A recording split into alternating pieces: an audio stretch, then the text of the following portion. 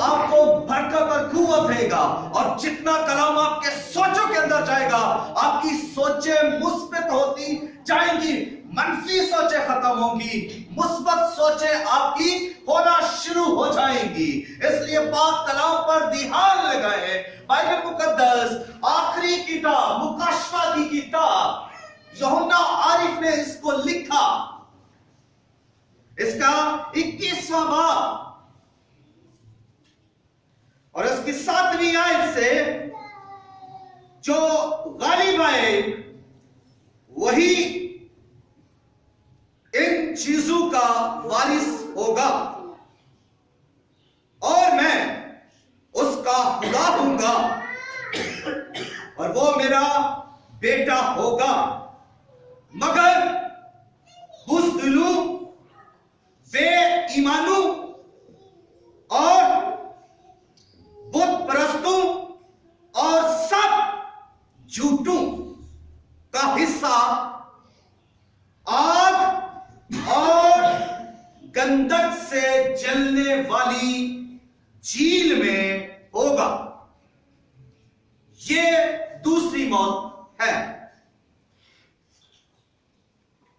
खुदा के पाक कलाम के सुने, समझे और कबूल किए जाने पर खुदावन की बरकत और उसका शुक्र हो। सब कहें आमीन। आमीन। आपने ईमान करता हूं कि बड़ी तवज्जो से इस पाक कलाम को सुना, तो इसमें जो पहली बार लफ्ज है, पहला ही लफ्ज बुज़दिलों, फिर लिखा है बेईमानों। गौर कीजिएगा इन अल्फाजों पर। ये अल्फाज ही नहीं है बल्कि ये इंसानों की कैटेगरीज है। ये अल्फाज ही नहीं है बल्कि इंसानों की कैटेगरीज है। इंसान सारे जैसे नहीं है।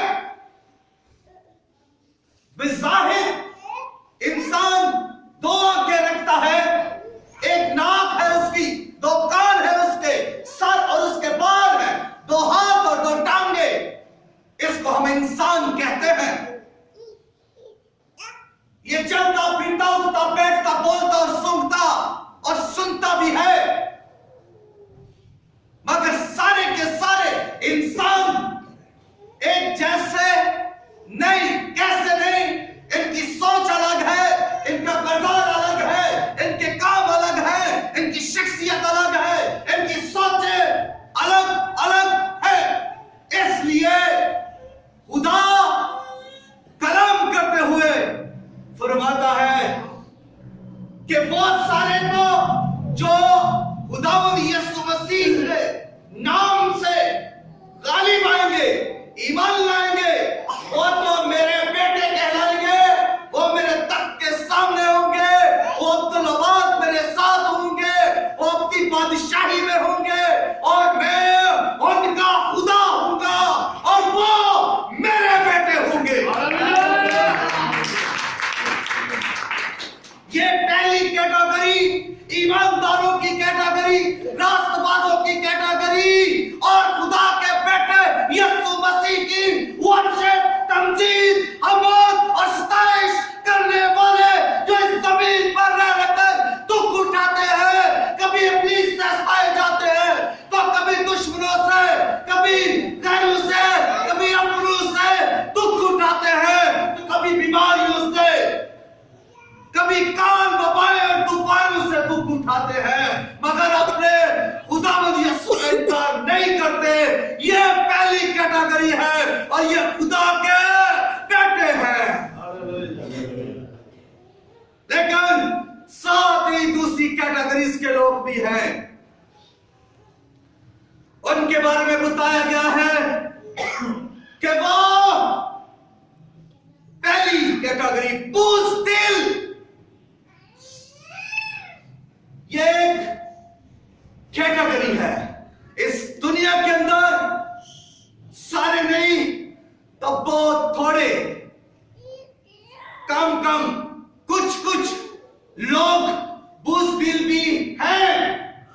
अब हमने सीखना क्या है?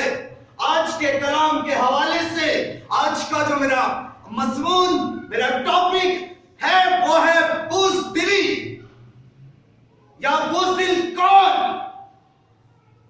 इस बात को आज सीखिए कि बुज़दिल कौन है। दूसरी बात, बेईमान।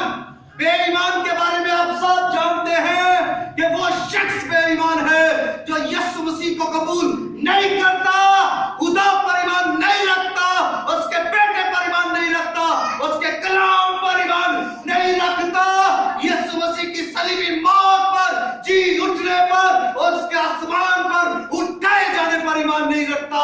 वो बेईमान है। घिनौने काम करने वाले,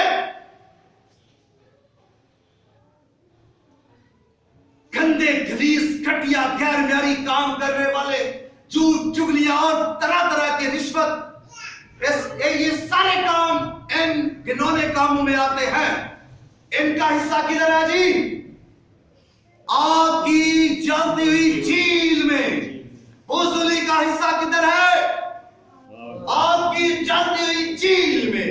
और बेईमानों का हिस्सा कहां है जी? आग की और गंधक की जलती हुई झील में। और फिर एक बात और भी है यहां, वो है जादूगर। इनको भी आप जानते हैं, जादूगर भी इस दुनिया के अंदर है, ये भी एक कैटेगरी है। इनका हिस्सा किधर है? आग की झील में। और फिर इनके साथ एक और भी है, बुत प्रस्त। बुत प्रस्त जानते हैं कौन है? बुतों की पूजा करने वाले, बुत बनाने वाले, बुतों को अपने देवता मानने वाले, अपने खुदा मानने वाले, बुतों की कुर्बानियां चढ़ाने वाले, बुतों को चढ़ाने वाले, बुतों को देने वाले, बुतों को पैसा देने वाले, जेवर देने वाले, बछड़े बनाने वाले, सब बुत प्रस्त हैं। और ये किधर होंगे? आग की और गंधक की जलती झील में फेंका जाएगा इनको। अब्दुल्लाबाद वहां पर ये चलते रहेंगे। जब बुज़दिल भी आग की झील में है, बेईमान भी आग की झील में है, घिनौने काम करने वाले भी आग की झील में है, जादूगर भी आग की झील में है, और बुत प्रस्त भी आग की झील में है। और यही एक दूसरी बात है जो अब्दुल्लाबाद तक जारी रहेगी, जिसका खात्मा ही नहीं है। हमारी ये जिंदगी, जिस्मानी जिंदगी, जब खात्मा हो जाता है, दिन खत्म हो जाते हैं, हम कहते हैं डेथ, मौत हो गई, तो ये पहली मौत